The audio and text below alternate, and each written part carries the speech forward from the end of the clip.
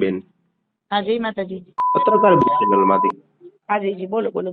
બેન, આપને હમણાં ઘર પાસે કઈ માથાકૂટ કે કઈ બનાવ બની ના સોસાયટી? ના ના ના. તમારી માથે કઈ હુમલો બુમલો થયો હોય અથવા તમારા કોઈ ફેમિલીમાં ઘર્ષણ થયું હોય એવું કઈ ખરા? ના ના ના ના ના.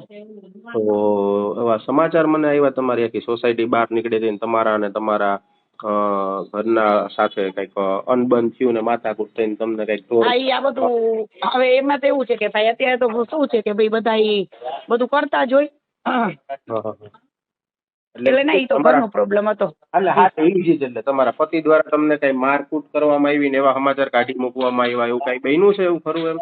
કારણ કે ના ના હું અત્યારે ભાઈના ઘરે છું પણ ઈ અમારા ઘરની મેટર છે એટલે અરે બેન, એટલે હકીકત તો છે ને, હું ખાલી પૂછું છું કારણ કે મને હા હકીકત છે. હા હા. તમારા પતિ દ્વારા તમને કઈક ઓલી કીર્તિ પટેલ ની બાબત થી કઈક માથાકૂટ થઈને એવું કઈ ખરી એવું કઈ?